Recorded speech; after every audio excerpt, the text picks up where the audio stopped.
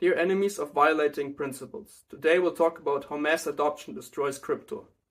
As more and more people adopt cryptocurrencies, there tends to be more and more a general shift towards centralization, and this poses serious challenges to the core principles of cryptocurrencies.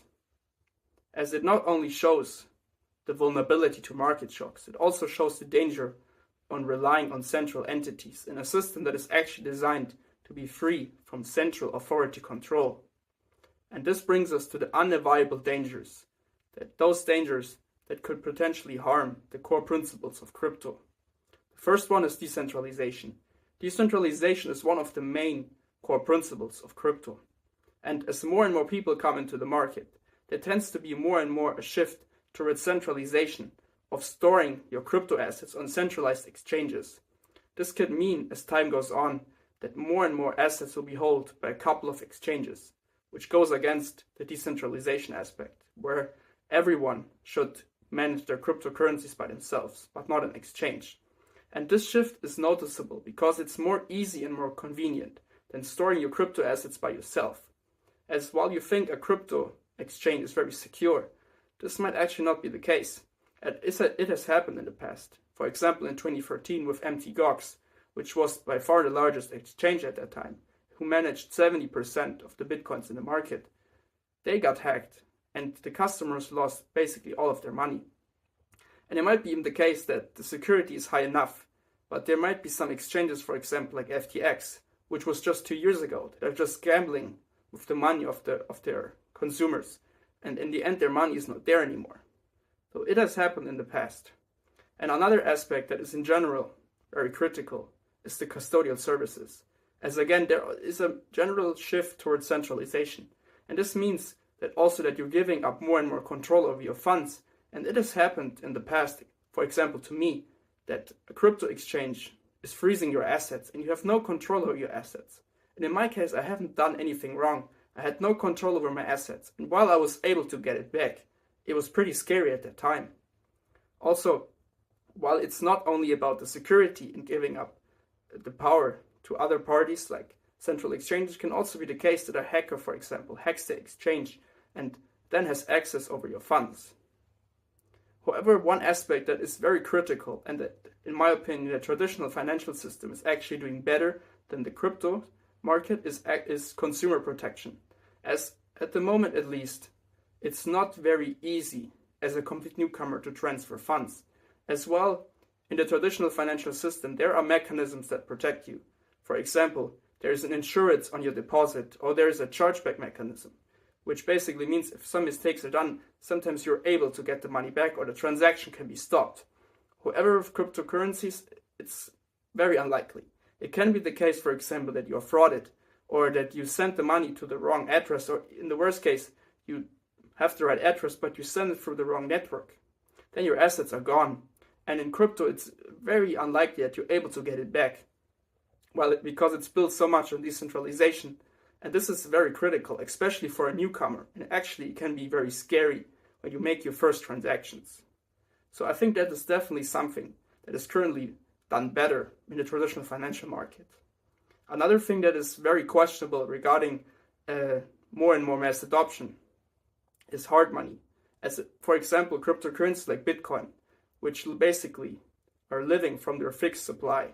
It could be the case that as cryptocurrencies gain more and more mass adoption, it can be the case that there are more, or there will be more, regulatory framework, and this can mean more interventions, and this could potentially endanger the decentralized nature of Bitcoin and its fixed supply. And this can become very much of a problem, as it can alter the scarcity and also its persistence against inflation. And this is actually something that Bitcoin lives of. It lives of its protocol integrity and being resistant to external control, as this makes it actually a store of value and a hedge against inflationary currencies. So this will be definitely something that people need to be aware of in the future. Also, in general, a lot of core principles are endangered, as a lot of core principles are basically violating the current regulatory framework rules. And another example for this is, for example, on exchanges. There will be more know your customer and anti-money laundering, which basically means that our centralized system will monitor transactions, which again goes against one of the principles of cryptocurrencies, as with decentralization, not a specific entity has the power over transactions. Not a specific entity is able to seizure transactions, to stop transactions, and in worst case, even to be the point of failure in the transactions. This is another problem that comes with more regulatory frameworks and expansion, more interest in the cryptocurrency market. But it's not only about the regulatory frameworks and the core principles. Also, the economy at large can have a big impact. And it can be the case, especially for newcomers, that the crypto market seems very dangerous, as the crypto market is very volatile. I'm sure most of us know this. It's possible for cryptocurrencies to gain 70 or more % in 1 week. Of course, can also go the other way. The crypto market, at the moment at least, lives from speculation, from hype and fear. And this can sometimes even overshadow real utility projects that actually serve real utility, that can be implemented in the real world. And it can be the case, like it was in 2017, 2018, that the price of Bitcoin can massively decrease.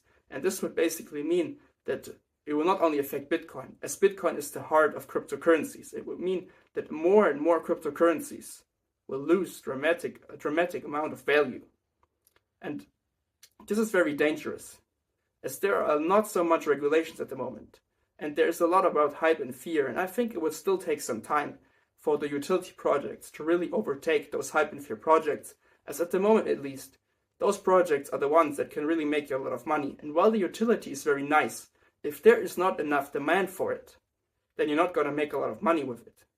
So I think it will still take some time until the utility projects will overtake all those meme coins and those other cryptocurrencies that are just living on hype and fear. On the other side, the utility projects, like I just mentioned, are still overshadowed at the moment. And this might be a problem for traditional investors, as those investors look for real utility, like they do in this, for example, the stock market. And at the moment, at least, it can really be the case that they're completely overshadowed. And I think it will still take some time for the crypto market to be also going more and more in this direction, to really focus more about utility and not about hype and fear, not about people tweeting something on Twitter. And for example, like in Dogecoin, when Elon Musk twitters something and the course goes up by over 20-30%, it will still need to take some time for people to realize that the utility is actually where the project where you can make money, as they are a much more sustainable investments than just a meme coin or like any other project that doesn't serve any real utility, because there is some real utility behind it. There are some privacy coins, for example, that are very good for discrete transactions, or blockchain technology is very useful for securing transactions, securing data. Like already a bunch of institutions have implemented blockchain technology, like JP Morgan with their privacy coin, that is already managing transactions between banks on the billion scale, and they're very happy so far. So there are some use cases, but I think it will still need to take some time. And in my opinion, I think that the crypto market will not break down because there's more mass adoption, but I think there need to be some compromises done. I think it's very important for the people to become more educated, and also for the market to mature more and more over time, as hype and fear cannot be the factors that drive the prices of projects. It should be utility. It should be utility that can really be given back to the people in this world, to the investors, to everybody. So I think it will still need to take some time. I also think there needs to be more protection for consumers. There needs to be more protection for consumers. I don't think it can really be the case that because you send the money through the wrong network, that your funds are irretrievable.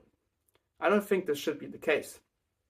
And it is very interesting to me because I think it should be the case that there must be, in my opinion, an authority that should be able to monitor transactions and that is able to, for example, freeze transactions, because how are you otherwise going to stop money laundering?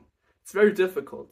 And while I could see this becoming more and more in the interest of the people, as the people should also be more and more involved in this transaction, I think there need to be more compromises done. So I think the decentralized nature will be damaged a bit, but I think it's necessary for the market to expand, and I think this is very useful, as I think blockchain technology and in general crypto technology really has use cases that we can use in our everyday lives, but to be really able to implement them, there need to be more compromises done in the future.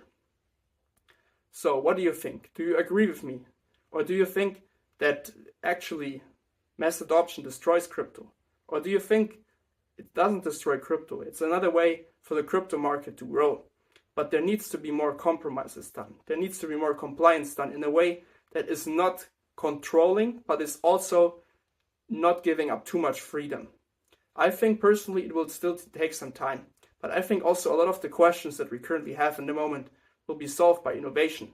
As in my opinion, where money is, there's also innovation. So I think it will still need to take some time. Let me know your opinion. I will see you in the next video.